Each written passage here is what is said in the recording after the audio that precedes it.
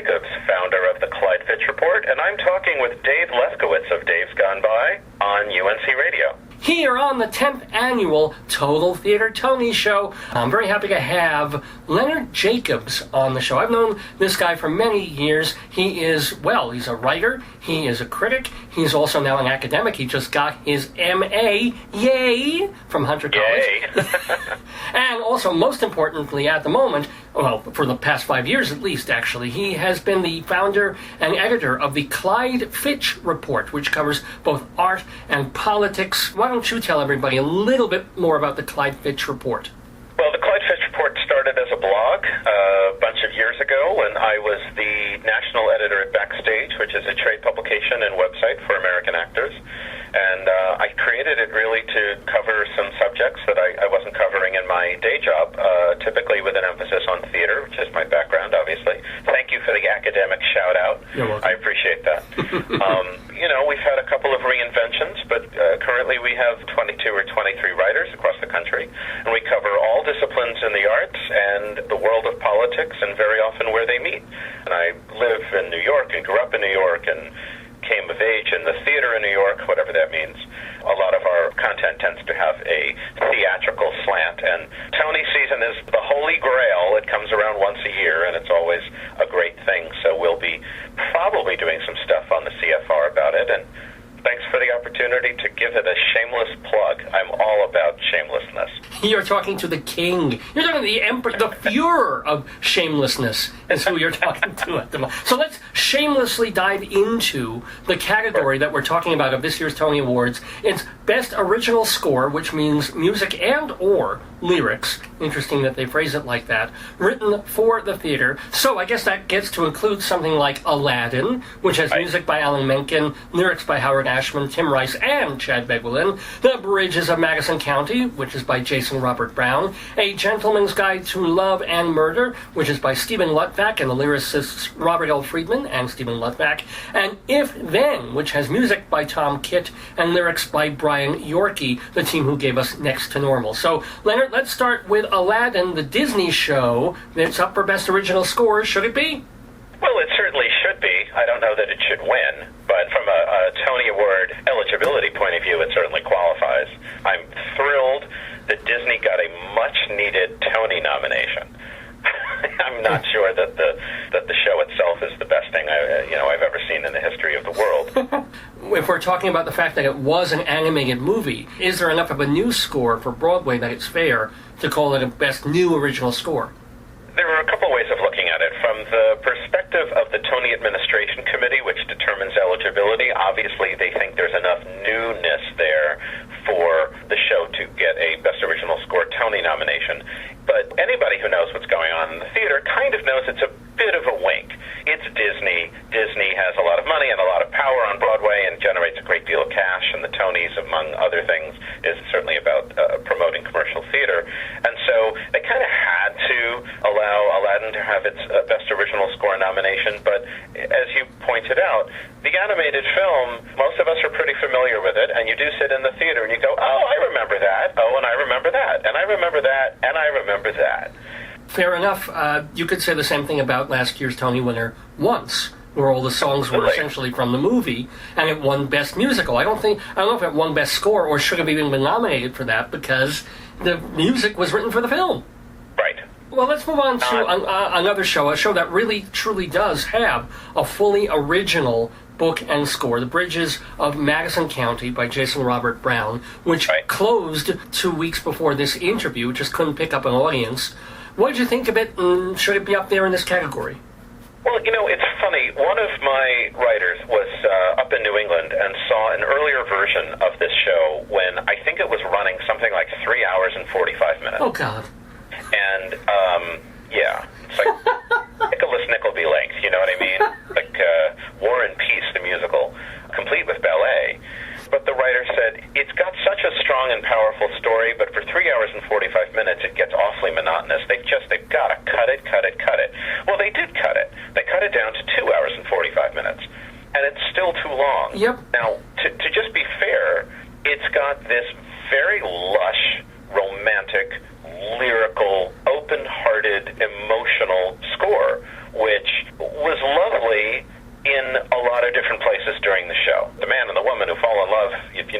the story, it was awfully refreshing to see writing about love and romance that was not cynical or hackneyed or cliched. So I'll give Jason Robert Brown kudos for all of that. I think he earned that.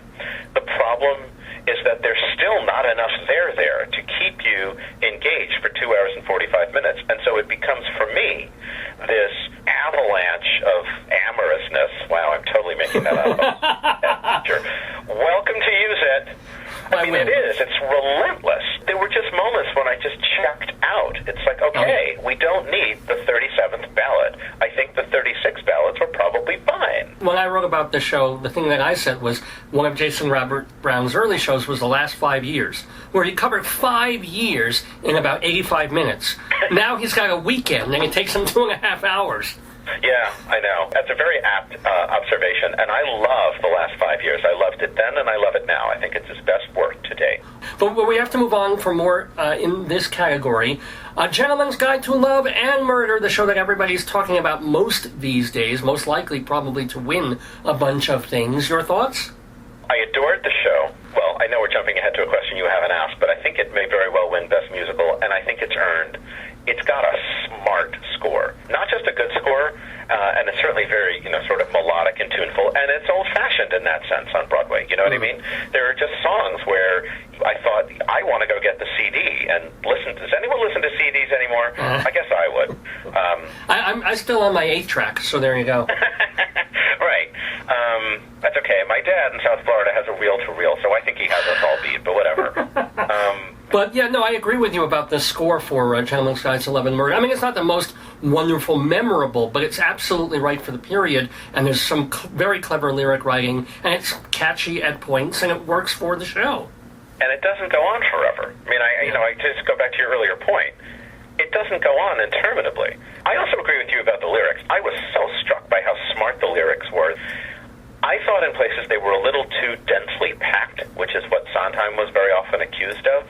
And I know it's not always fair, because if you listen to something 3-4 times, you'll hear it. Yeah. But it does come at you a little fast and furious in places. But, I always felt like I was in the hands of songwriters who really understood their craft and really knew what they were doing and were really intent on entertaining everybody. And that was great. I really enjoyed that. Now, before we get to the last one in the category, it's only fair to ask if you feel that anything was egregiously omitted in this category. For example, Big Fish, or Rocky, or Soul Doctor, perhaps? Yeah, I think Soul Doctor was not an egregious omission. I think it was probably a mercy kill. I think the same thing about First Date, which I kind of enjoyed. Yeah. It's like a nice bowl of pasta, it was all right. But you've got some heavyweights there with Big Fish and with the Flaherty and Aaron's one, Rocky. Rocky was a super frustrating experience.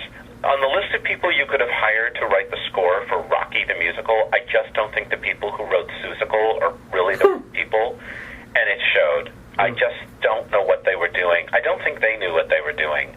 Sure, if the Tony nominators really wanted to create a fifth slot, put something in the fifth slot, you know what it would have been? It would have been a sop to the producers. It would have been like, here, try and make some more money. Just from a merit point of view, from an artistic merit point of view, it's not merited.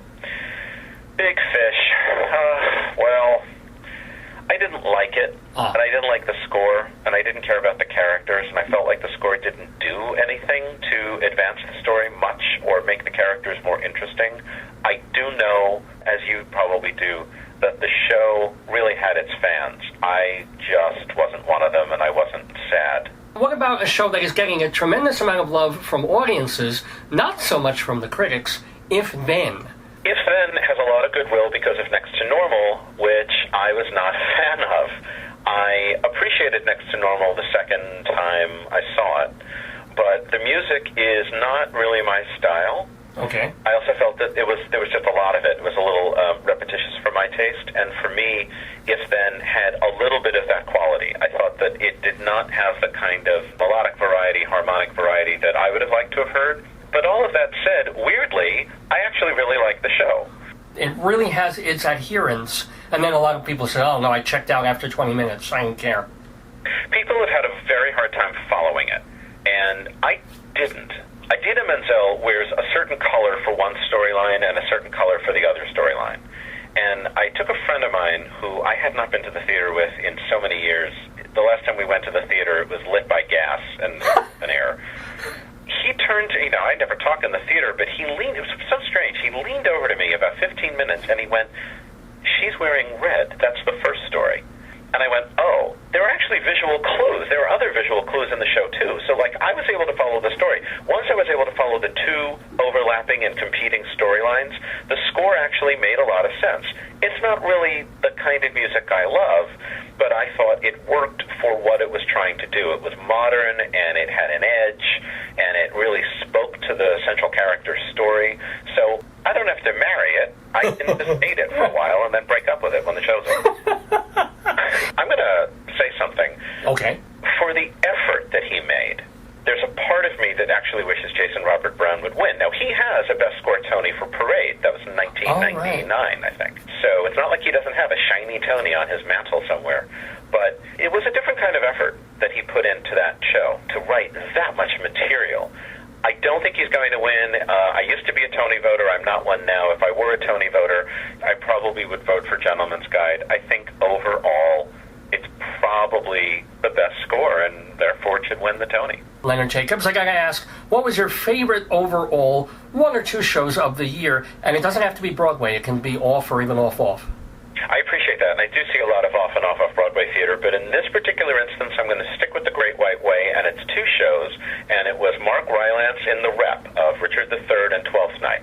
And I'll tell you why very briefly. Sure. There's this thing called original practices, and I have friends that are Shakespeare freaks and geeks, and they're all about original practices. Let's perform Shakespeare the way that it was performed 400-odd years ago. And I've always found it just dry and awful and boring. This was genius, and a lot of it is Mark Rylance, but a lot of it is the whole company. Does the world need another production of Twelfth Night? Probably not. But this one it did. Like encountering it for the first time, it was magical and screamingly funny, and it was just a gift to the theater. I'm so thrilled that I got to see it. Well, we liked having very much Leonard Jacobs in the neighborhood. Everybody, please go read online the Clyde Pitch Report for his writings and the writings of 22 other writers on theater and art and politics. Leonard Jacobs, great to have you in the neighborhood. Thanks for being here. Thank you, Dave. It was a pleasure. I appreciate it.